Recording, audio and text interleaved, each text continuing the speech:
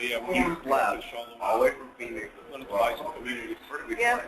Oh, okay. He left from the United States. Is that all the way first one on the west side of town? Yeah. Right. Yeah, I know. In the golf course. On the way back, Yeah, he I know where that is. leave, but he didn't cry. You know, We just you had a remember plan. Judy Hagedorn? She lives in, Yeah. Just a little. Give them a little space. yeah, and I know. They were happy, we were happy. Yeah, they sanitary our roads with a wall in front of you. She's up there. And those walls have little holes. And that's like Really? and put the baby right now, So, which I I heard about didn't know they had. Davidians. That is pretty cool. Like, And there's only like you can only do it when they're a baby, not that big. So, well, I think they changed it. How long was that flight? But it would still Straight to Ireland? no, with the ones it still makes sense for Medtronic to do it when they move forward. Okay, we'll go ahead and Yeah. everyone is Christmas is ready. like 9 hours. The new company is showing us half it now. Sure. 5,000 employees. Yeah, they were pretty big.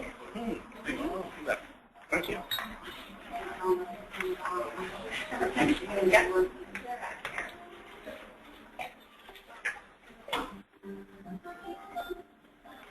Trying to think of who from the old days. Christmas cards once in a while from somebody else. Yeah. Yeah.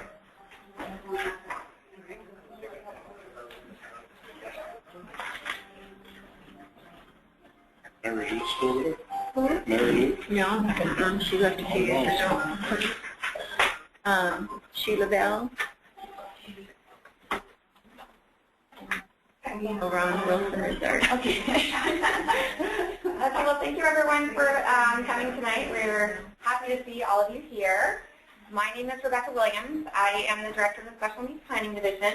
I'm sure all of you know Red Case. He's one of our senior partners. Liz Williams is our office manager. And Rick Wagner. What's your name? Rick Wagner is also a financial planner.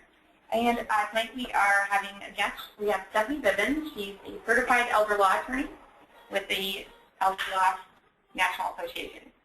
Yeah. Yes, and she does a lot of estate planning for us, with specifically with families that have special needs or living with a disability. She also does a lot of elder care planning. So she's going to talk to us tonight about everything we need to know about elder care planning. Okay? Take it away, Stephanie. All right. So, well, thanks everybody for coming. I am an attorney and I'm a native of Phoenix. So if you've never met a native, you've had your unicorn sighting for the day. And my, whoa, background music, it's really exciting. My practice area as an attorney is pretty unique. I am actually known as an elder law attorney, which means I do estate planning like any estate planning attorney does. Wills, trusts, probate, trust administration, medical directives, power of attorneys. But where estate planning attorneys tend to focus on the client's death and how do we get their assets from point A to point B, do we have probate, do we have tax issues, do we need to do some tax avoidance planning. The elder law area not only considers those issues, and that's kind of the easy part of my job for planning, right? It's all of the stuff that we can't predict, that decades before somebody passes away, what are the realities of aging or of disability, and how do we plan for those things that just happen in the real world? So we're going to focus today on the issues facing aging and disabled persons. They kind of go hand in hand, but really I'm going to focus on the issues of aging. So whether you're here planning for yourself, wanting to know what might be coming and what you need to be prepared for, or a spouse, or perhaps an aging parent or other loved one, we're going to kind of tackle all the issues and go through it. So elder care planning, we're going to tackle the issues of incapacity, What happens when somebody can no longer make their own medical decisions, personal decisions, or handle their own financial matters? How do we plan to avoid the problems of incapacity? Or what happens if there wasn't planning? What can we do in a crisis? Long-term care planning, which is identifying somebody's care needs and then figuring out how are we going to pay for that care? What does that look like? And it's not cheap, and a lot of people are really surprised when they find out their insurance through a health employer or a private insurance or through Medicare isn't going to cover those costs. So we'll talk about what your options are there. And then lastly, we'll touch on estate planning, which kind of threads throughout our conversation. But I always like to start with, a funny thing happened on the way to getting old, right? And old is always about 20 years off of wherever you are. So none of us will actually be old. That is a moving target for me on a daily basis. And I work with a lot of elderly clients, and so old in my world is about 92 plus, okay? But on the way to getting old, Mom lost her mental faculties due to dementia. Then she needed help with activities of daily living, but she couldn't appreciate that fact because she's fine, thank you very much. She's mismanaged her own funds and then believed somebody else stole from her. She's wrecked her car and she's mismanaged her own medication and needed psychiatric care.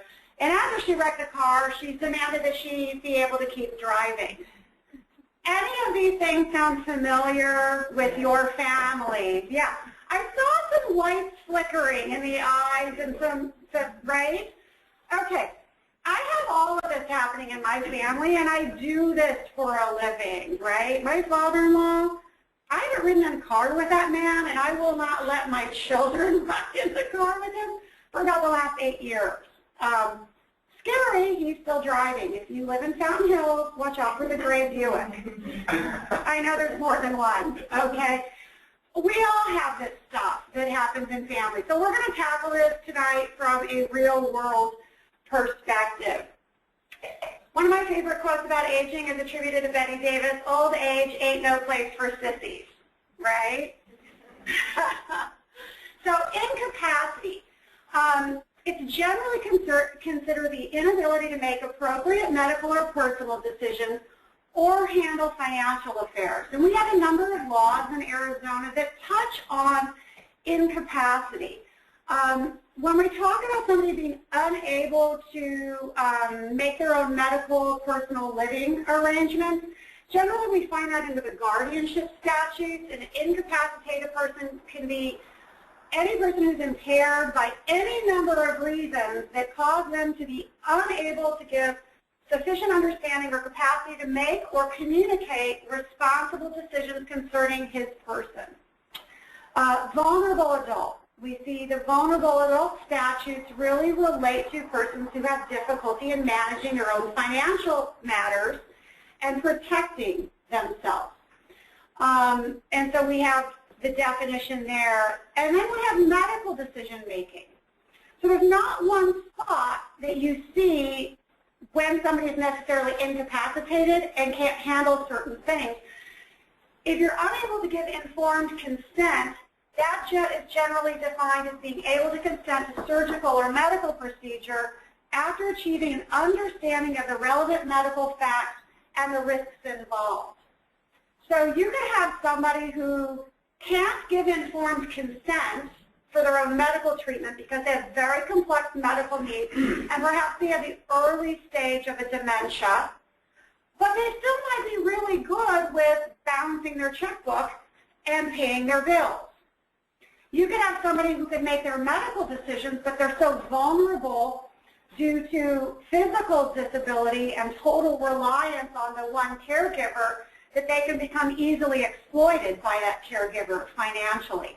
So one definition of incapacity doesn't fit all scenarios, and so there's different legal standards that apply. But generally for our conversation, we're just going to talk generally about what happens when somebody can't make their own medical, personal, or handle their financial matters. And in estate planning, I presume that's going to happen to all my clients, right? We just presume at some point somebody's going to be in the car accident and they're going to be in the hospital getting better, but for a while they may not be able to be giving their directions for medical treatment to their own doctors. They may not be able to pay their own bills, or perhaps they're going to have a longer spell of illness. So if somebody's incapacitated, how do you help them? Or if it's you, how do you designate somebody to pay your bills? We'll talk about asset management first, since we're at a financial planning firm, and then we'll talk about medical decision making. So I have a lot of clients that will end up coming to my office and they'll say, well, my spouse had a stroke and he really can't, speak well anymore because of aphasia. He's got partial left side paralysis. So I'm really starting to take over with everything. And I think I can handle it all because I'm joint on all of our assets. That may or may not work, right? There's some limitations, and we'll talk about that. Power of attorney, that's a better solution. We'll talk about the details of that. A trust, my personal favorite. We'll talk about why trusts are great vehicles to plan for somebody's future incapacity and make sure the trustee can manage things for them appropriately. And lastly, my personal favorite as an attorney, because I like to go to court, is a conservatorship.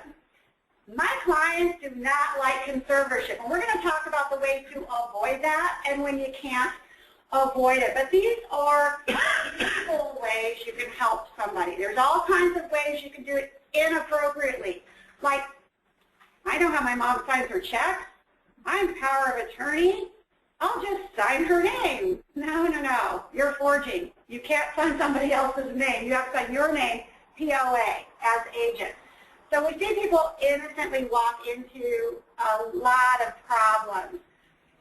Joint owners on account as a solution to how am I going to pay somebody's bills if they need help, right? If you're the joint owner on an account, that gives you under banking law 100% access to those funds. A brokerage account, the same thing. The problem is that those assets may still be treated as yours if you're on the account, or if it's you and you put a child on the account thinking, well, if something happens, I want them to have access. They have creditors, they get divorced, they have a bankruptcy. Guess whose assets are now going to be subject to those legal proceedings potentially? Your money is now going to be under this microscope of anybody looking to collect from them, whether it's a judgment, a creditor issue, or potentially a divorce issue. So I'm not a huge fan of putting a kid on an account. It works for basic bill pay, but it comes with some risk associated with it. Also, and we'll get into Medicaid or All-Tex as a way to fund long-term care, and if those terms mean nothing to you now, they will in about 20 minutes. There's no quiz at the end, but I promise it'll make more sense at that point. If you put a child's name on an asset or an account, the government, for benefits purposes, will consider that you've made a gift to that child. And it's not possible to get onto many government benefit programs that are means-based, meaning you can only have so much money in your name and qualify for services without a penalty if you've been given away your assets first. Kind of makes sense. Maybe you didn't mean to give it away, but that's not how the government may see it. And so it can create problems for future benefits eligibility. Joint ownership only works for bank and brokerage accounts. It doesn't work on retirement accounts. They are as advertised. An individual retirement account can only be owned by the individual. You can't put a joint owner on for any reason. And for real property, lots of husbands and wives don't realize, well, husband and wife are on joint tenants or community properties, right of survivorship on the house. You don't get to sell or refinance or encumber your spouse's 50% interest in your property. You can only do that as it relates to what you own. So unlike a bank account where you're joint and either joint owner has full access and can control the money, withdraw the funds, deposit funds, It doesn't work like that for retirement accounts and certainly not for real property. So joint ownership on accounts only works for bank brokerage accounts. Anybody have questions as we go? Yeah. The joint owner on an account to pay parents bills, you know, if some creditor comes after them, that gives them access to your money in that account, or all of your money in whatever accounts that you have? If it is the parent creditor, the creditors will have no access to any accounts in your name that do not also have parent's name on it. They'll only have access to, under creditor law, the assets in that jointly titled account that belong to mom and dad. Here's the challenge. If you literally have put in, let's say you've put in $50,000 into the account and you're kind of funding mom and dad's care needs out of that or living expenses out of that, and mom and dad have a creditor, you're going to have to prove up that those were actually your monies that went into the account and not theirs. That's a very uncomfortable position to be in, especially if they garnish or wage first. You know, they start taking the funds out, then you have to get a restraining order, and you have to go to court, and you have to have an evidentiary proceeding and prove that those monies should not be taken by the creditor, which can be a lengthy process. And in the meantime, that account's essentially frozen. So it's a good idea to keep more nominal amounts into a jointly titled account than, you know, you probably want to keep money in your account and funnel it over on an as-needed basis, is what I would recommend. And I have plenty of clients that do that. Nothing wrong with it. Someday I hope my kids will be so kind. So, I have a question. Yeah. Isn't it true, though, that if the accounts are under a trust umbrella, they are not, cannot be touched by creditors? Depends on the type of trust. My least favorite answer from a lawyer ever. It depends. We'll talk about trust. Remember that if I don't touch on it, I do want to get back to that question, okay? So a durable power of attorney. I'm a huge fan. Everybody over the age of 18 should have basic estate planning documents. This is one of them. The purpose of a general durable financial power of attorney is simply to say, if I can't pay my own bills or handle my own financial matters, here's the agent that I authorize to be able to do that, okay? You're still in control. If you're the principal, I mean the person who signed the power of attorney appointing an agent, you're not giving up authority to pay bills, walk to the bank, make withdrawals. You're just saying this person, my agent, is my banking clone. So you still have control. There's no court supervision involved. Some of the downsides are the financial institutions have no obligation to honor a financial power of attorney. So we end up arguing with the mythical legal departments of financial institutions and banks about why they should be honoring this power of attorney that is clearly legally valid.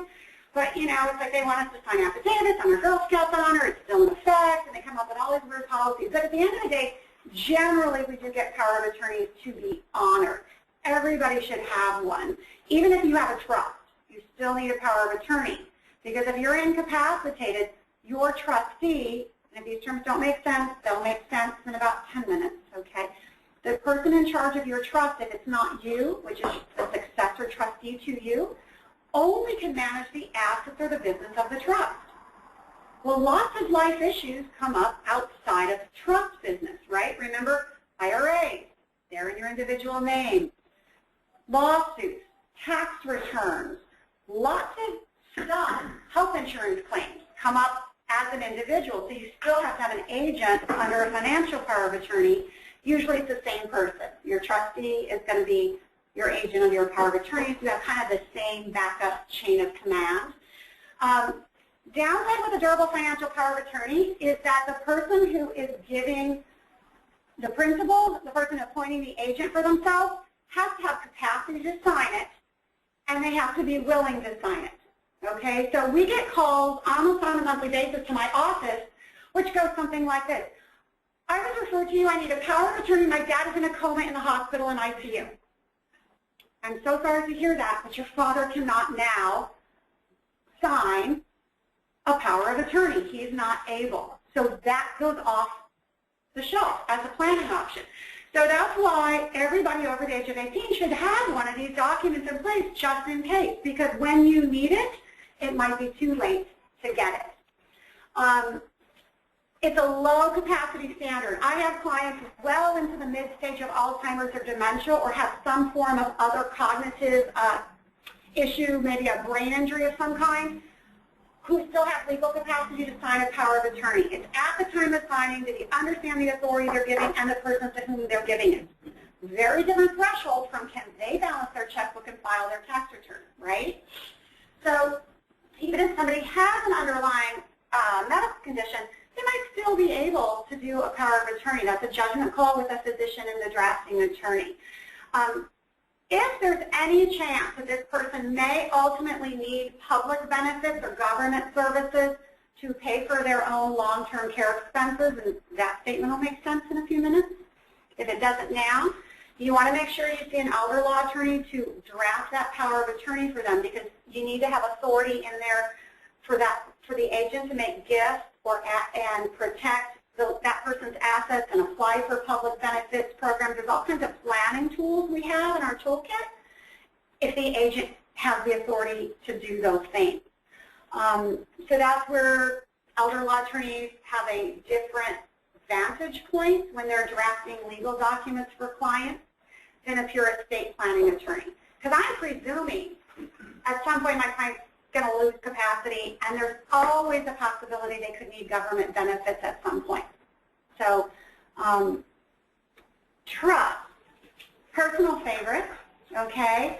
Show of hands in the room. Has everybody heard of a trust, have some familiarity with trust? All right, so I'm not going to do too much trust 101. Great things about trust. Assets in trust avoid probate when somebody dies. Okay, that's usually the reason why people use a revocable trust.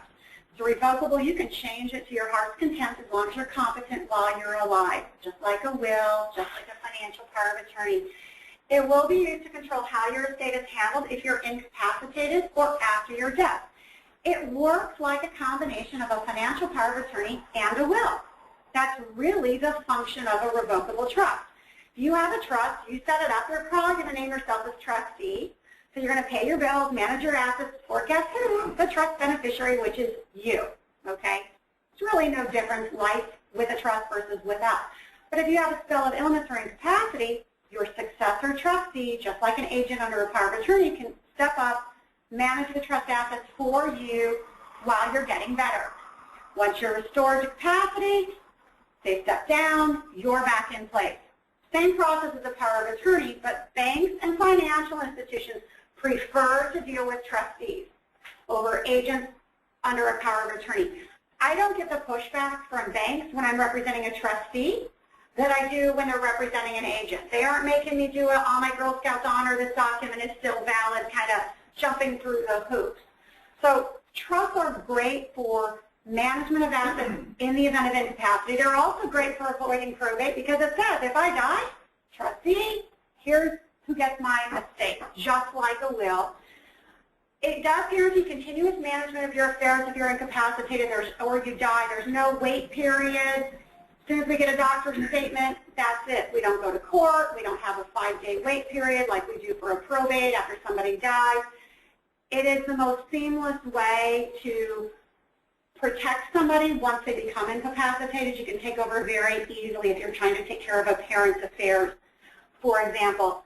Allows us some tax planning advantages for larger estates. And my favorite thing about a trust is only the trustee can manage the trust assets. So if I have a client who we suspect or we know has early onset dementia and they still have capacity to understand a trust, I want them in a trust. Maybe they start off being co-trustees with an adult child or even a bank, but as soon as they slip into an area where they become vulnerable, they're not so good with their assets, then we get them removed and we leave the successor in place. Now, when that vulnerable, incapacitated person shows up at the bank and says, I'd like to take $10,000 out for my lovely caregiver because she needs to buy a new truck for her granddaughter. Right? Real life story, I swear I'm not making this stuff up. The truth is stranger than fiction. Bank officer looks at her and says, I'm so sorry, Mrs. So-and-so, but your trustee is going to need to come in or call us for that withdrawal. Because only the trustee can make withdrawals or conduct business on trust assets. So trusts are the perfect protection tool for an incapacitated individual. No court oversight. Conservatorship. This is where the court is involved. You have to go to court. The person who's not able to manage their financial affairs gets adjudicated as such.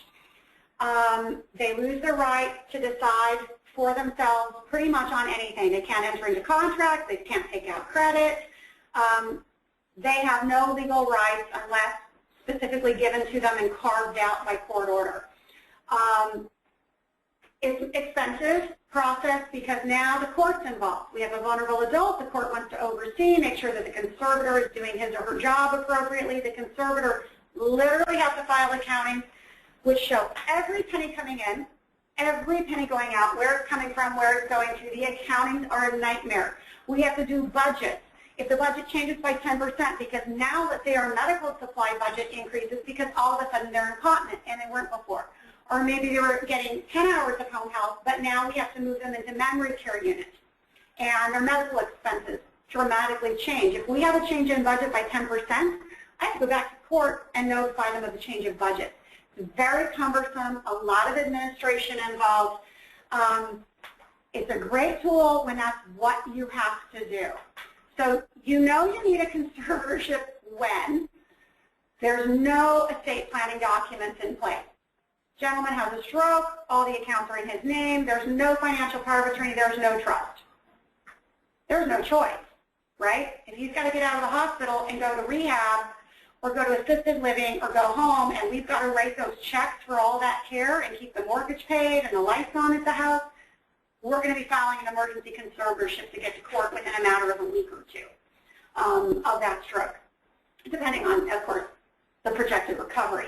Sometimes you still need a conservatorship even if there's a power of attorney. With a power of attorney, remember, if I sign a power of attorney over to you, I can still go to the bank. I can still withdraw all my money. You're just a clone of me. So if I become vulnerable and the bad neighbor, the bad kid, is talking me out of my money because I don't really understand what I'm doing anymore, or my favorite is the lottery, right? I have elderly clients, family members who have made a full-time job out of answering the sweepstakes and the lottery that comes every day because they have nothing else to do and they literally write hundreds of checks. It may only be for $25, $50 a check, but it can become a full-time job for these people with dementia who need something to do. It's really sad. And if we can't protect them from their own vulnerabilities with the power of attorney, we have to go to court and take that authority away from them, which is nice when we have a trust, because then we can get a trustee in place and hopefully minimize the damage that they're causing from themselves. So the court will adjudicate them as being unable to handle their financial affairs and that they're at risk of wasting or dissipating their assets, is what happens with conservatorship cases. So if you want to avoid conservator for yourself or for a loved one, have them do good estate planning. It's the best insurance against an expensive court proceeding. So what happens if somebody is incapacitated and they can't make their medical or their personal decisions? What are our choices there? How do we plan for that? Medical directives. What happens when something happens? The medical directives kick in. Healthcare power of attorney, mental health power of attorney, living will, medical relief. They can all give direction regarding the patient's wishes for medical treatment and appoint somebody under the healthcare power of attorney to consent or refuse the medical treatment in accordance with those known wishes.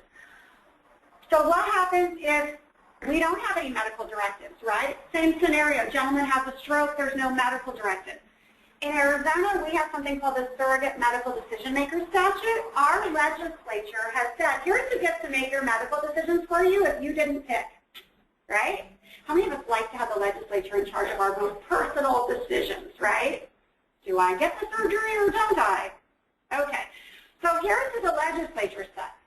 It's your spouse, first, if you're married. If you're not married, my personal favorite, majority vote of your adult children. How comforting is that, right? 2 kids, you love them both, but they can't agree on anything. Or worse, potentially yet, you've got 7 kids. We have to have a full caucus briefing at the hospital because 4 out of the 3 have to agree to something. So you don't want to not have a healthcare power of attorney in place because it can create delays and disruption in your medical care. Unlike financial power of attorney where there is no default, if you don't have a power of attorney, there is no, these people because they're related to you get to help out. There's nothing. If you don't have a power of attorney, you have to end up at court with a conservatorship. With medical decision making, at least there are default people, but they may not be the people you want. And if it's no children, then we go up to parents. No parents, then we can go to siblings. Then we sort of get to anybody who walks into the room and expresses an interest in you. Really? Anybody who looks like they like you. We're going to let them make the decision. You know, if you don't have family, I have plenty of clients that don't have family, it's going to be the best friend who shows up or the significant other, same-sex partner. So you just need to know, you need to pick. That's the moral of the story. And then guardian. Guardian trumps everybody, and we'll talk about that in a minute. So the principal has to sign the healthcare power of attorney while they're competent. Again, you know, we get the phone call, I need a healthcare power of attorney, Dad's in a coma. Can't do it. Dad has to sign it. Mental health power of attorney is really interesting in Arizona, and I'm going to touch on it for a half a second. Probably not a lot of people in the room, probably nobody has been diagnosed with a serious mental illness for themselves, which would necessitate periodic inpatient psychiatric treatment in a hospital level setting. So you're probably thinking, why is Stephanie thinking I should have a mental health power of attorney or my family should? Here's why. On the off chance you have an adverse reaction to a medication, and now you are hallucinating, you are psychotic, you are acting out, and your doctor says, oh, that was a bad prescription, we need to get you in a hospital level setting to safely wean you off this medication that is creating these bad side effects and get you on another medication without those side effects.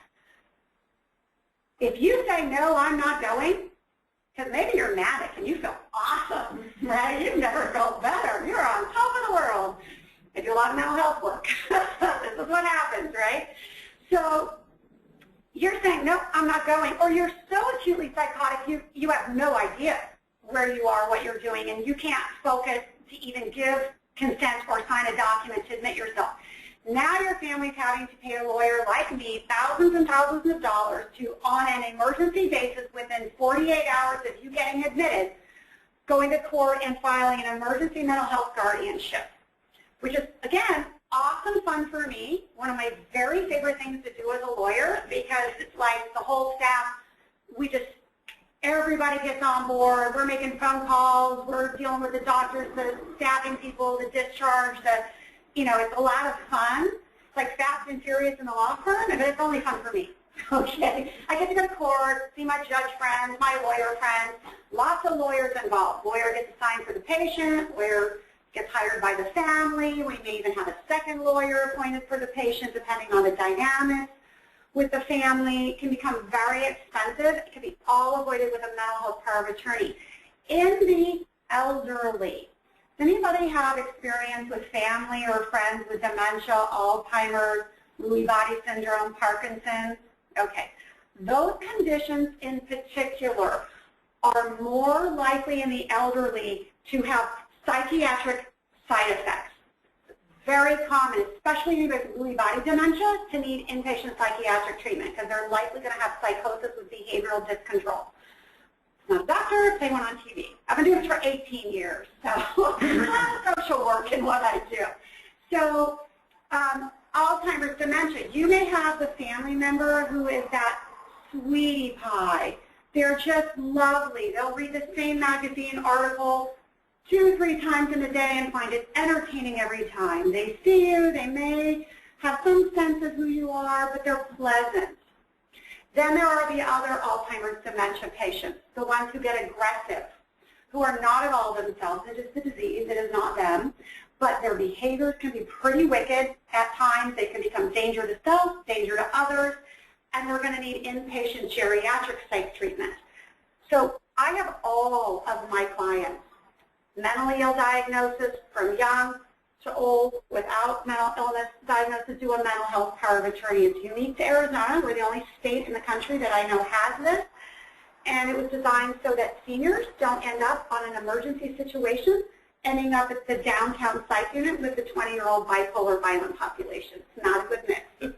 You know, when our 85-year-old Alzheimer's patients were just a little torqued that day to end up with, you know, the 25-year-old who might be very aggressive and physically they're able to act out, unlike the 85-year-old who might have a little more challenge with mobility, a little harder for them to get away. So, just seeing differently. I say things that I'm sure out of context make me sound like a horrible person. I'm really not a bad person. I'm just trying to put some humor into this. Don't think badly of me, please. This allows for the agent, the medical directives allow for the agent to make medical treatment decisions if the principal cannot. You'll notice I put an asterisk, huge caveat. If the patient is saying out loud, I am not taking those blue pills and you can't make me. I am not leaving this house and moving to assisted living. Those caregivers, I don't need them and they're not coming in. I'm not accepting it. Patient is right. Even if they're completely delusional, they're refusing the blue pills because they think they're toxic poison, because they're paranoid, secondary to dementia perhaps. They're refusing to move out of the house into a safe setting because they keep kicking the caregivers out, but yet they're calling 911 3 times a day. They can't operate the thermostat. They're getting lost in the neighborhood. The police are constantly picking them up, bringing them home. They're over-medicating, under-medicating. They're malnourished, dehydrated, the whole get into caboodle. It's a train wreck, as I like to say. If they say no, doctors can't force medical treatment and placements can't keep them. So effectively, the healthcare power of attorney works really well when the patient is nonverbal, can't refuse treatment, or is compliant. They may not understand why they're in the hospital or getting a certain procedure or taking certain meds, but yet they're not actively refusing treatment. So if you have the go with the flow family member that you're making medical decisions for, you're going to be successful. But if you have the family member that is dementia with a behavioral discontrol, they're just mean and getting meaner, you know, you're going to hope they have a good day, the day you take them to the doctor and they need to consent to something, or they just don't flip out, to use a legal term, and refuse. Otherwise, I know, right? I'm so formal. Otherwise, you're going to have to go get guardianship. Do you know when you need a guardianship? Your back is against the wall. This person, because of their own lack of insight and their own behavior, is now jeopardizing their physical well-being to the point where you're willing to call a lawyer and go to court and get control over them. So, last resort, we don't want to go to court unless we have to. Questions? No, I think you're going to. Okay. Typical circumstances, I talked about, there's no health care power of attorney. Now, if we have a surrogate, remember our surrogate statute says even if there's no health care power of attorney, these people in this order get to make medical treatment. But what if they're arguing? You've got 2 kids. Remember, majority vote. Child says A, second child says B. They can't agree. Somebody's probably going to need to go to court and get appointed. I do a lot of guardianship in families where one or more of the children themselves probably has a diagnosed or an undiagnosed mental health disorder. You know, stress does unusual things, and sometimes it exacerbates those behaviors. And where kids didn't get along, where kids are kind of borderline holding it together, who have a mental illness of some kind, sometimes the stressor of dealing with a parent can just really put those behaviors over the edge, and we have to go and get guardianship because they can't work together and come to a decision. Family conflict, maybe there is an agent under a power of attorney, but everything thinks they're terrible and they're doing a bad job. So we have to unseat them from authority and go and get a guardian appointed who's not that person. Or most common, the patient refuses appropriate care due to incapacity. Guardian is going to be appointed where the patient is incapacitated as defined by law. You don't get a guardian over somebody because you disagree with their refusal for medical treatment. If they're capable of giving informed consent, we let competent people refuse medical treatment every day, right? We all know people who might be suffering from some form of cancer, and they're going to elect alternative treatment or to forego radiation or chemo at some point. That's their personal decision. If they're capable of giving informed consent and they understand the risks associated with their decisions, great. We let competent people refuse treatment. We let people have differing of opinions. We're all about patient rights in our country. So if you think mom needs treatment and mom doesn't want the treatment, if mom's competent, you don't get to go to court and just get a guardianship over her. You first have to prove by medical documentation that she's actually incapacitated. She's not capable of making a reasonable and rational decision concerning her personal well-being. So sometimes that's a judgment call, and we have to bring in a neuropsychologist to do an evaluation or the doctor. It's expensive. There's legal fees and costs. If there's a fight, it costs more. Lawyers charge hourly to do guardianship and conservatorship proceedings. So if there's no contest, we're in, we're out. We have 1 or 2 hearings, depending if we have an emergency or a non-emergency going on. If there's fighting, either the patient, we call them the ward, or the person alleged to be in need of protection. If the person subject to the proceeding wants to fight, they can find a lawyer. Doesn't matter if the judge, their lawyer, me, everybody in the courtroom but them knows they're going to lose at the end of the day because they have no evidence to support they are capable of making their decisions. They're still entitled to their day in court. We're taking away their civil liberties. They should be entitled to their day in court, and they will be assigned a lawyer to advocate for them. So incapacity, questions on that stuff? Otherwise, I'm going to move to long-term care, what it is, what it costs, how you can fund it. Yes? So in this case, you need to prove that they are not capable of making the decision. If while they're in the hospital, getting hospital caregivers to document would not Yes. medication, would refuse this treatment or this therapy or whatnot? Absolutely. We have, yeah, when you initially file, you have to have a, what do they call it now? It used to be a physician's report, but RNs and psychiatrists can do it, so, or psychologists can tell us, report of health expert. And so a treating medical professional has to fill that out to at least make the threshold argument that the court should take my petition and set a hearing on it. But absolutely, we'll subpoena hospital records, treating physician records. If there are caregivers that can be subpoenaed and brought in to testify regarding behaviors, observations, neighbors, family, absolutely, if it's contested. If it's over mom and she loves you, she doesn't really know what it's about, but she's not going to fight it, you know, then we just submit the written report, and that's kind of it. So we play offense and defense. There's nothing that we to do. Yeah, but it has to be supported by medical evidence. Interestingly, conservatorship does not. We don't need a medical report evidencing somebody's not capable of handling financial matters to file for conservatorship. We just have to allege they're vulnerable. Of course, the best evidence is a doctor's statement saying they're not capable of handling their financial affairs. But sometimes we can't even get that because they won't go to the doctor, right? Somebody who's kind of the recluse, who's supposed to stay in their house, they won't go, they're fine, they hate doctors, doctors are quacks. The last one told me I had Alzheimer's, and that was wrong. They're all wrong, you know? So we can't get them to step outside the house to go anywhere now. We can show evidence that the APS has turned off the electric, the water bill's gone unpaid, the money is missing from the account, here's the cashier's check they withdrew, and it's, you know, payable to the neighbor lady who does nothing for mom, you know, she's not a paid caregiver, you know, exploitation, evidence of that, we can just do that. So, okay. So long-term care, you know, nobody thinks it's going to happen to them, right? We're all going to be healthy, it's not going to be us. Statistically, there's going to be somebody in this room, and it's going to be the majority of people in this room, statistically, at some point, are going to need help of another individual. So when I talk about long-term care, I'm going to talk about it in broad strokes. It's primarily personal care for people whose health has declined to the point where they need someone to help them out with normal activities of daily living. Dressing, bathing, preparing meals, eating, toileting, transferring, moving between bed and chair. If your need for assistance can be caused by anything. It could be because of loss of physical strength.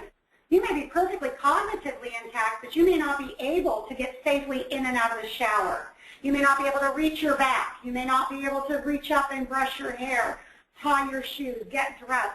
Or you may have a cognitive impairment. Physically, you are fit. You could run the 5K tomorrow, but cognitively, you may forget you ran it, or you might run it 3 times in the same day, right? You don't remember if you take your meds, if you're eating appropriately, all of that kind of going in, or a combination.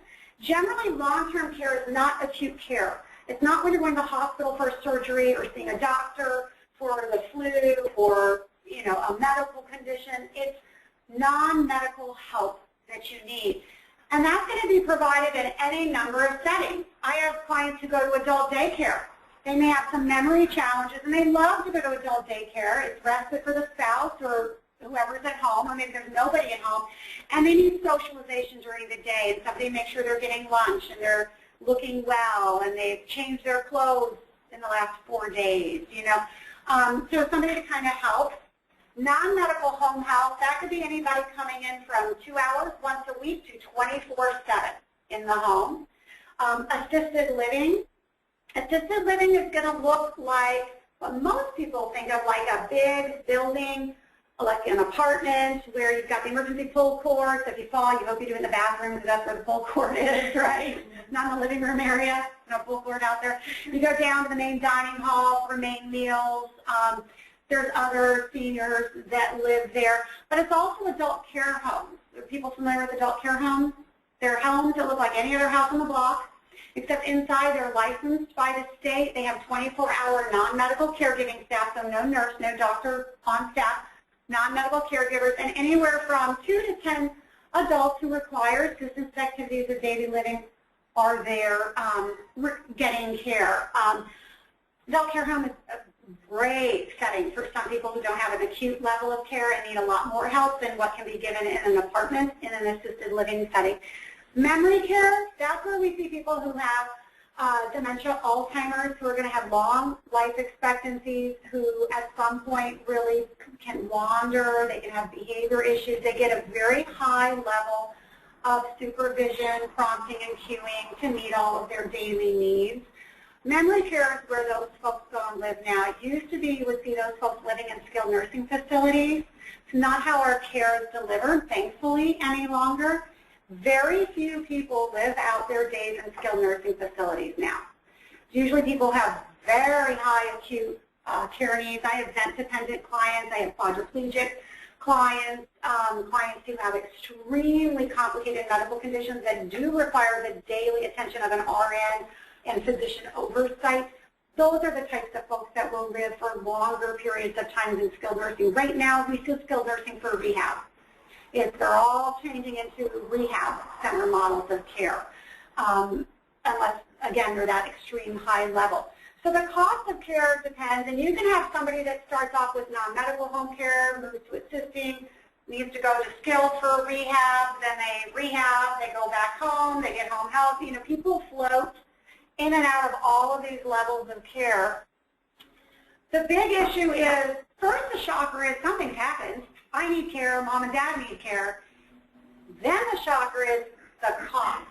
So when we start talking about how much this is going to cost, brace yourself. It's not pretty. Employee health insurance doesn't pay for nursing home care, doesn't have much in the way of home health care benefits except very short, kind of a rehab benefit. Medicare, which is our insurance for people who are age 65 and older or younger and disabled, only pays for limited benefits, at most 100 days maximum in a skilled nursing facility. There's all kinds of criteria for that. So people who live in adult care homes need non-medical home health or in a memory unit or assisted living. Medicare isn't kicking in a dime for that. So how much is it going to cost? If you're living in, depending on where you live, On average, I see in my practice, and statistics in Arizona and nationwide support these numbers, anywhere from $4,000 to $7,000 a month. So when you're talking about shelling out something like $60,000 to $70,000 a year, it's very expensive very quickly. Very few people without long-term care insurance or without a significant amount of wealth can afford to self-fund their care.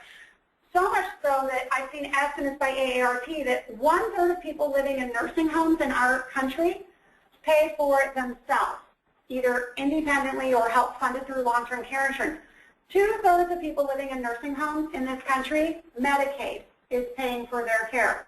And that's because either they didn't have enough savings to begin with and they started out on Medicaid, or they rapidly lost their savings due to the cost of care.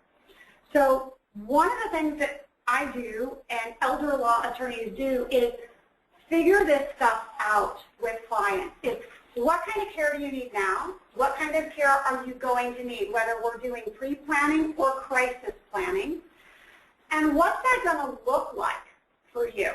You know, if you're going to self-pay, you know, what are the buckets? And I would tell clients there's like 3 buckets of money to pull out to pay for care. The first is your savings. That's private paying. That's your retirement, your savings, you know, what you've amassed for that rainy day. This is the rainy day, right? Nobody ever says it, but this is the rainy day people save for. Long-term care insurance, I'm a huge advocate. I don't sell insurance. I'm not a financial planner. I'm not an insurance broker, but I'm telling you, if you can afford it and you get it before there's an illness onset, and we'll talk about some of that, it's great. Keeps your care options open. It's a fantastic solution for people when it makes sense for them financially. And the last bucket is government benefits. And there's only 2 government programs that pay for this kind of long-term care. The first is Medicaid here in Arizona. It's called the Arizona Long-Term Care System. It's part of ACCESS. Or the VA. Veterans Administration has a very under-publicized, little-known pension program called the VA Aid and Attendance Pension. And we'll talk about that as well. And if you guys are in the middle of looking for current funding for a loved one and you want detailed information on all texts, the medical, the financial criteria, I have a reference guide here, and also on VA benefits. So there's a lot of detail in here. I'm going to gloss over some of that, but I brought these just in case. Yeah. Not sure how to formulate this question. Say your parent really needs like additional nursing rehab facility or something, and they've maxed out their 100 days, I think it was. They have funds. They're refusing to use their funds. Why they have money because they don't like to spend it and they don't recognize that this is why they saved. Yes. It's the problem of, can you exercise control if they're not willing? If they're not willing to go and they're not willing to spend the money and you don't have control over the funds, there's very little you can do. Are they at home? Not at the moment. Okay. Scare tactic is sometimes good. People who fall at home, statistically are going to end up, when we have a hip fracture, they'll pass away within 2 years. Statistically, that's what happens. So sometimes it's, you know, we want to keep you at home longer. Let's do the rehab. Let's get home health in so that we don't have a calamity strike. If you've already had the calamity and that's still not the eye-opener, you may need to recognize that you're 5. Okay, I know you're a full-grown adult, but you are their baby. And they're going to hear things from you differently than they may hear from a third-party professional. You may want to bring in a geriatric care manager to come in and talk to them, a third-party professional. You might want to get them to an elder law attorney who can talk to them about these issues. Sometimes hearing it from somebody else is very different. And I have clients who love social work and marketing and how you kind of get somebody there, right? If it's mom and dad will do anything for mom, and dad's the one who needs the care, Dad, I'm really worried about mom. She's not sleeping well. She's worried about you. I'm concerned this is going to affect her health. Can we please get a little bit of help in? I know you don't need it. I know you don't. but it's going to give Mom peace of mind. And I'm really stressed about her right now. She's not going to tell you, but she takes me aside and I see it in her eyes. I mean, honestly, whatever it takes, I know that's kind of an overstatement, it might work. You just have to figure out what's going to motivate them. People with dementia, little white lie, not so bad. Okay? Yeah, I'm just saying, sometimes care managers are really valuable. You can bring them in and say, hey, I think we need to look at, do you have the right doctor, do you have the right care set up? If you're going to move home again, what needs to happen to the house to make that happen? Always make the doctor the bad guy. Right? Doctor says, this is what you need. I'm so sorry. Doctor says, you know, whatever you can do, just some practical suggestions. But if they really are refusing care and it is literally jeopardizing their well-being, they're putting themselves in harm's way, and you can document because of the falls and medication mismanagement, poor nutrition, etc., you may have to do guardianship or conservatorship or take over if they have the trust, if a doctor would support that they're not able to make appropriate decisions, and that's why they're not making appropriate decisions. And sometimes that's a sliding scale. You know, they have early dementia, they may not be over that line yet. Mid-stage, they're probably over that line. And you may have to have a neurocognitive evaluation performed by a psychologist. And good luck, because that's going to take 4 hours. But there's a lot of tools in the toolbox. It's just, sometimes you just have to get really creative. Yeah, hopefully some ideas. Yes? Is it true that government benefits are all downstream from the other two, private and long-term care? In other words, not available until the others are exhausted, or? Pretty much, except with proper planning, we can still preserve a lot of assets and get somebody onto Medicaid. We can use long-term care insurance while we're waiting out a gift or a transfer penalty for transferring wealth. So when the long-term care insurance stops paying, if the person lives longer than the term of the policy and those benefits get exhausted, now they look impoverished, and we can apply for government benefits, or we can use the assets that have been set aside, perhaps in an irrevocable trust, to fund the care. Lots of different options. So you can use them in combination with each other, but generally, yes, government benefits are designed for people who do not have significant wealth, either because that's how they start out or because that's how they end up once we're done asset protection planning with them. Okay? What is significant wealth? Well, good question. In like 5 slides, I'm going to tell you to the penny. Okay? So long-term care insurance, everybody's heard something about long-term care insurance, right? Used to be terrible, to be honest. 18 years ago when I was first in practice, I would see policies people paid a lot of money for. They didn't offer home health benefit. They didn't offer assisted living benefit. It was only skilled nursing. You had to need 4 out of 6 areas of activities of daily living. We don't see that now. Long-term care insurance has come a long way, and it has caught up to the delivery of care. Home health, assisted living, memory care. Alzheimer's dementia isn't accepted out anymore as a trigger for getting long-term care insurance. So the key is you can't wait till it's too late. If I had a crystal ball, my job would be easy. I could tell you what month to buy your long-term care insurance policy, because the following month we'd have a diagnosis that would make it very difficult or extremely expensive for you to get the policy. So it's before the diagnosis or you have a long-term care need. Usually we see people purchasing long-term care insurance near retirement age, but honestly, the younger you are, the more affordable it's going to be. So a lot of people younger and younger are looking to long-term care insurance. Annual premiums, it's going to range wildly depending on the benefits you choose, the daily rate, whether you want an inflation rider. These guys could tell you all of those specifics. I'm just kind of talking in generalities. But again, you have to remember, when you're buying long-term care insurance, you want to self-insure, right? So you're splitting you're going to pay something in the way of premiums, so you want to make sure you buy enough to cover what the cost of care is likely to be. So in Arizona, it's probably going to be at least $70,000 a year. That's today. What if you don't have a long-term care need for 20 years from now, right? The cost of care only goes up. You've never seen it go down. and it far exceeds the average cost of living increase that we see. So you got to make sure you pick appropriate benefit amount for you based on your assets and your affordability, and that's something you work out, with your broker who's recommending it to you.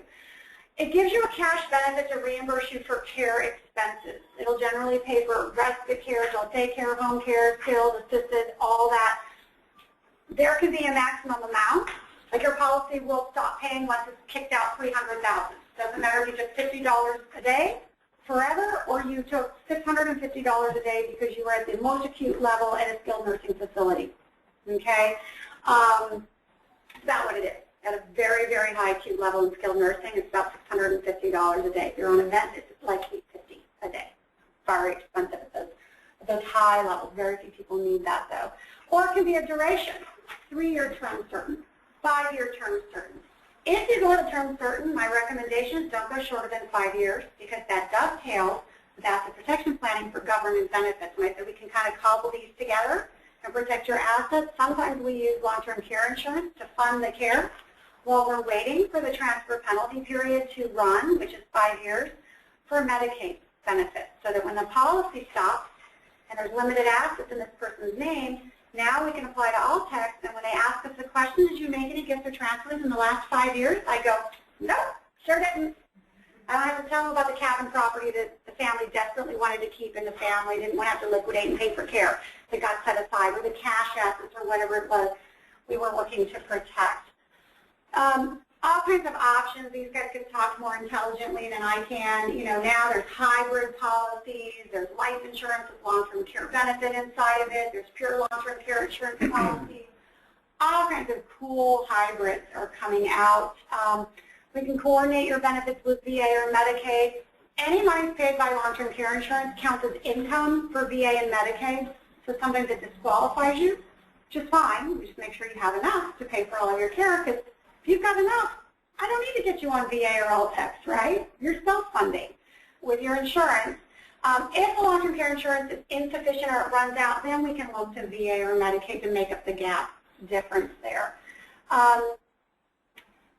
Arizona has a long-term care partnership program which says if you bought a policy after 2008, you can keep more in assets up to the amount that the long-term care insurance benefit receives. So if you had a $300,000 long-term care insurance benefit, you could keep $300,000 in the bank and get Alltex benefits when that policy expires. I have yet to have a client where this has happened. It works on paper, but I just haven't had anybody, probably because it's just since 2008, where they triggered a policy and they've paid it out. And there's no estate recovery on the amount of the resource exclusion, because normally people say, well, when I die, isn't the state going to come and take my house or take my assets? There's automatically an amount that they can't get, which is the dollar amount of the long-term care policy. So it's pretty cool. It's a good idea. I just haven't seen it work. I will tell you, if you're working with good elder law attorney, there's going to be no estate recovery anyway. Lots of ways to avoid it. Okay, I have yet to have the state take a client's house. It's just not going to happen with proper planning or cash assets. That's all part of the deal. Alltex. Most people know Medicaid, and I'm going to kind of whiz through some of this stuff because we could, Alltex, honestly, I could be here till midnight and you guys would still not have the full understanding of the whole program. Alltex is one of the programs under Access. Most people know the term Access, Arizona Healthcare Cost Containment System. It is our state's Medicaid program. So Alltex is the Medicaid program that pays for these long-term care services we've talked about. Kind of works like an HMO. If you've ever had HMO insurance, you know your insurance company's happy to pay the doctor bill as long as you see a doctor on the list of providers, right? Alltex is going to be happy to pay the care expenses as long as the home health company is part of the Alltex list of approved home health companies if you're getting help at home. Or if you're not living at home or independently and you're living in an adult care home, assisted living, memory care, or skilled nursing, where you're living has to be on a list of providers. We have great choices in care with Medicaid.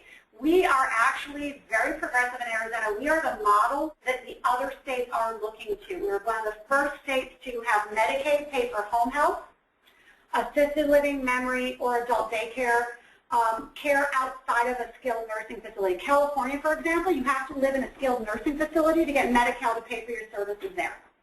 Remember I said people don't live in skilled nursing facilities anymore. That's not the ideal place for care, depending on the condition. So as long as they're kind of in network, you're golden.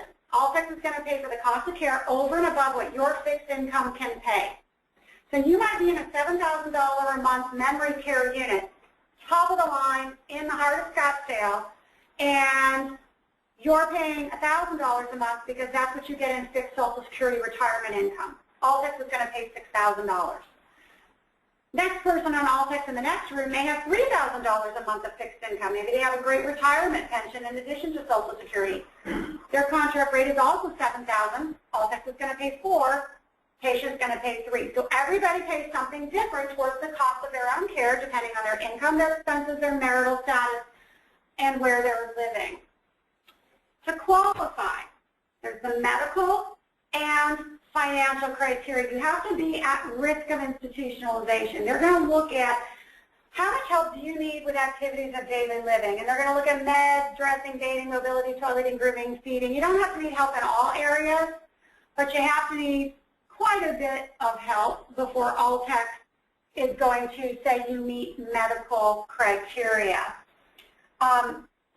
There's also the financial criteria. That's why most people come to elder law attorneys to protect assets and figure out what can we do to cost shift from us to the Alltex program to help pay for care. And usually it's in the context of a married couple. Say husband has care, wife is staying awake at night wondering how she's going to afford groceries if this care need goes on for another couple of years, right? At $70,000 a year, she's scared. It's logical. You have to meet income and resource criteria.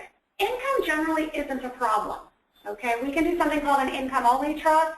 If a single person earns less than $6,648.77 a month, I can get them on Alltex. If a married person who's applying earns less than that, I can get them on Alltex, even if they earn more than the base income limit, which is what everybody will tell you. Right now it's $2,199. I can't ever get an even number, so I have to memorize every year all these random numbers.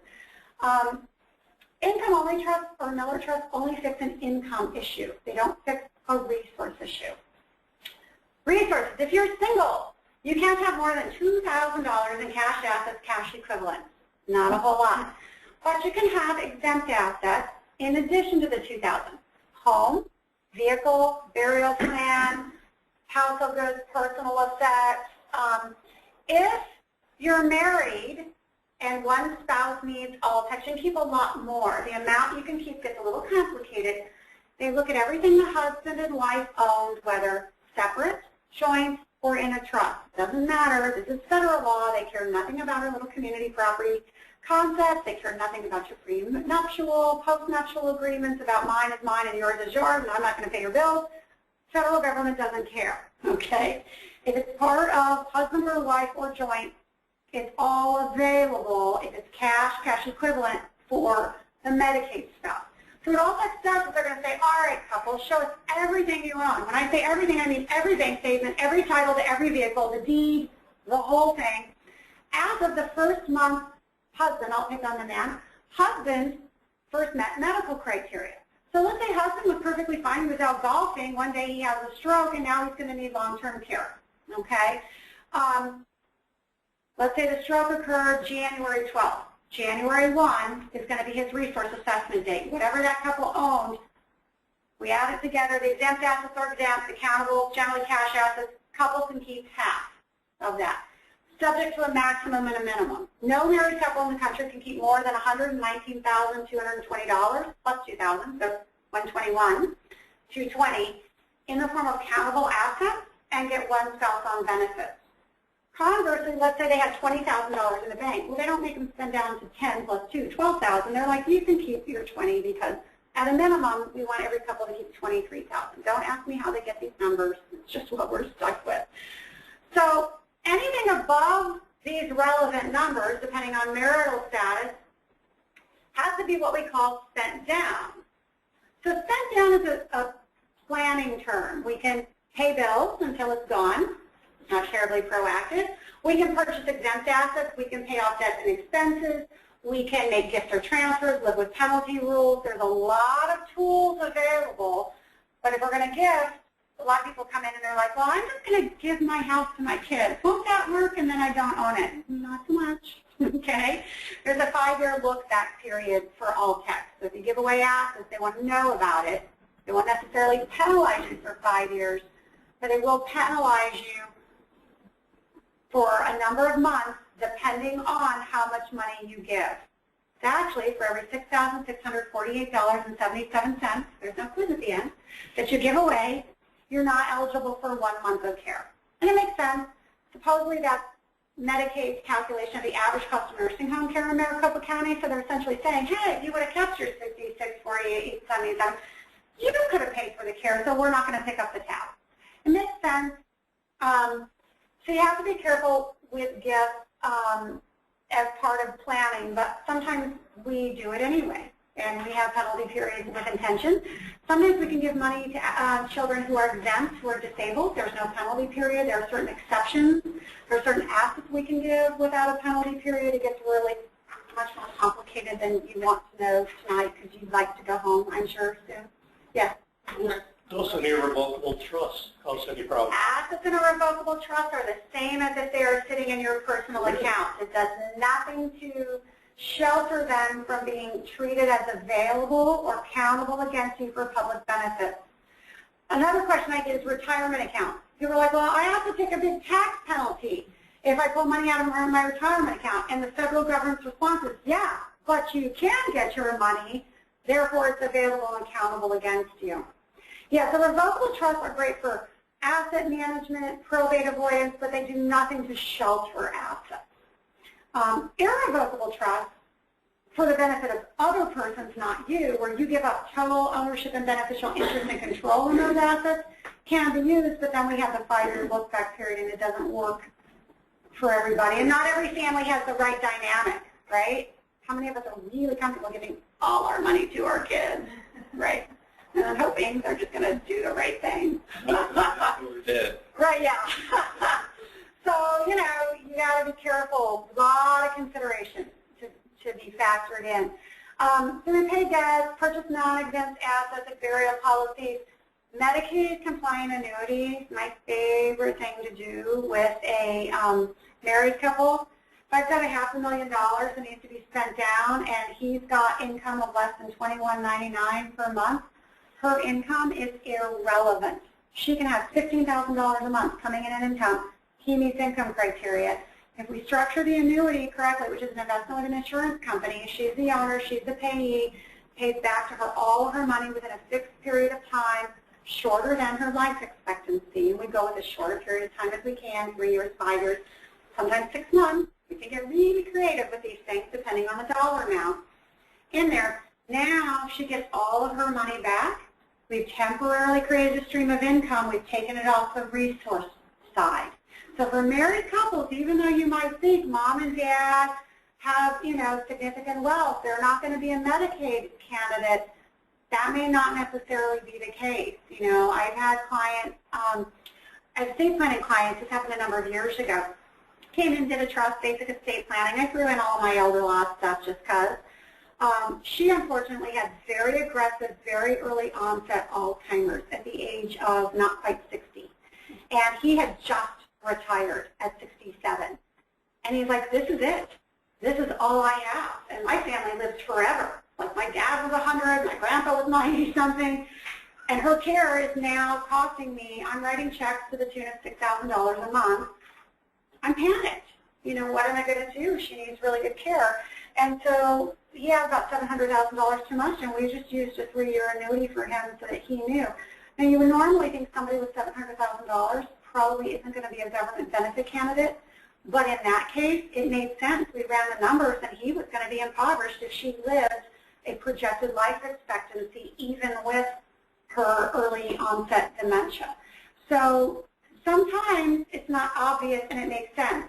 Other times people come in the office and they're like, oh, I need Medicaid. And I'm like, yeah, no, you don't. You need to go see your financial planner. You need to reinvest your assets for stream of income, not growth, you know.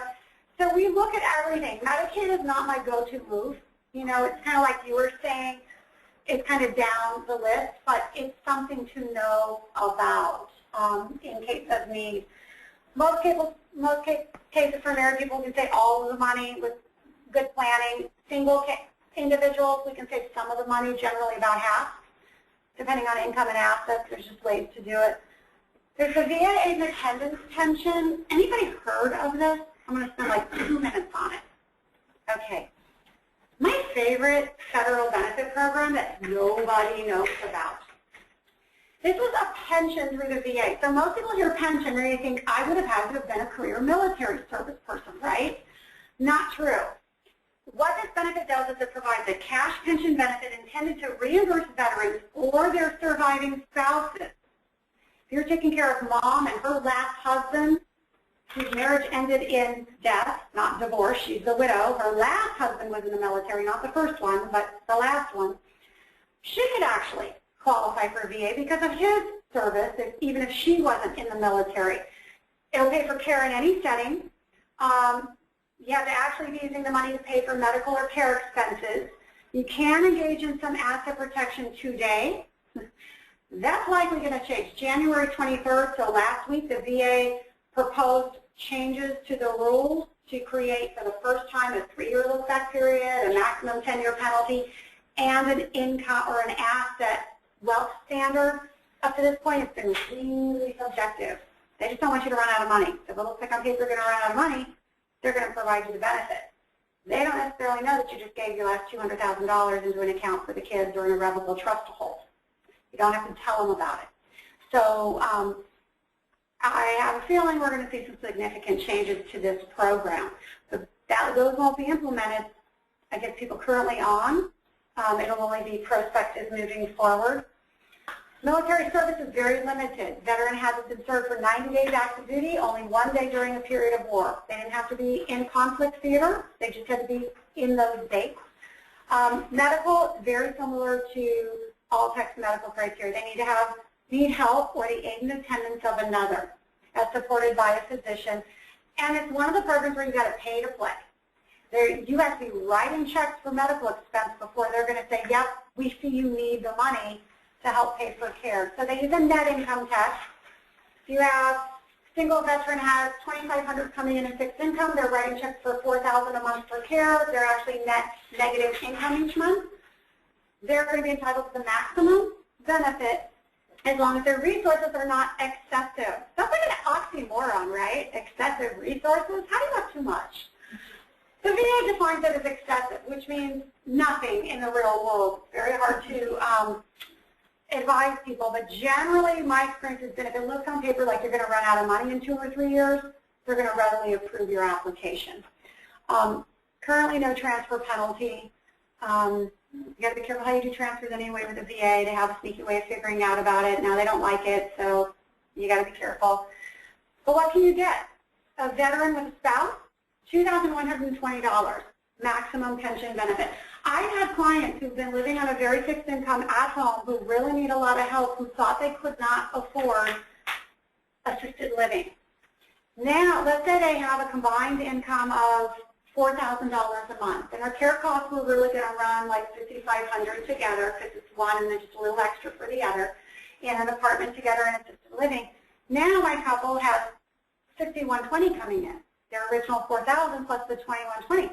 They've got spending money for the first time. I actually have clients who we've gotten on VA benefits who are doing better financially in assisted living with the VA benefits than they were doing at home.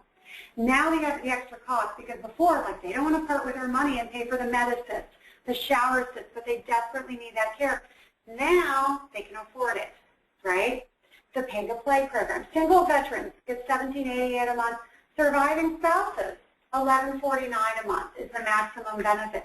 So sometimes, depending on the income and their care needs, this may be all somebody needs to push them up so they can cover all of their care expenses. Sometimes it's not enough and you still need all text. It just depends on their income, their expenses, their care needs currently and projected. But almost nobody knows about this VA program, and it's fabulous for certain people, but you've got to be, have a service connection or you're a widow. with somebody, or have been, I shouldn't say it's a widow. I have, who were they, Rosie the Riveters, the gals who put the ships together with a rivet. I've had 2 Rosie the Riveters. I had a gal, seriously, actual Rosies. They're awesome. Their stories are amazing. I have had a woman who literally helped transcribe all of the coded messages coming in from the Pacific Theater in World War II, stateside in California as a naval base over there, and that was her job for years in the military during the war. So I shouldn't be sexist. We do have some female veterans. And it's any wartime period. So when I was first in practice 18 years ago, all my VA clients were World War II. Now we're seeing the Korean conflict and the Gulf War conflict vets are coming in and starting to qualify.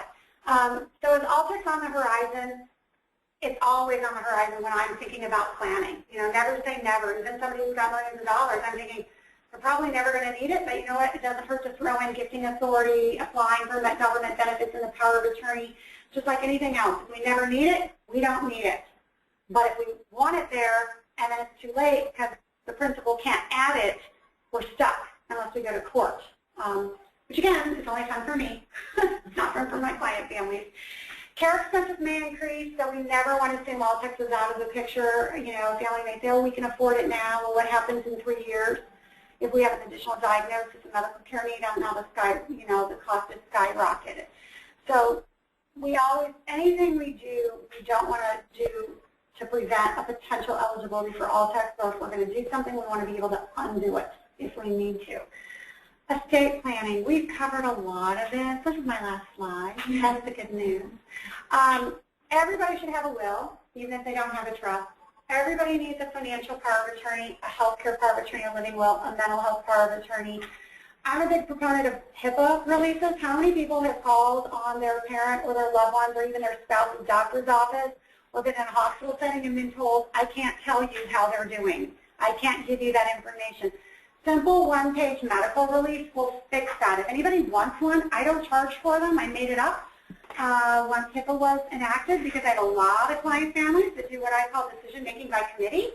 So if you want to shoot me an email, my email probably all over the materials, but on my card, I can just send you a fill-in-the-blank HIPAA form, and you can designate somebody to get medical records for you, or you can have a family member put your name in and authorize you to be able to get medical information. It just opens the information floodgate. It's great in a hospital setting where the doctors don't know the whole family. You know, in the primary care doctor or the specialist office, they probably already signed the it's okay to talk to you form.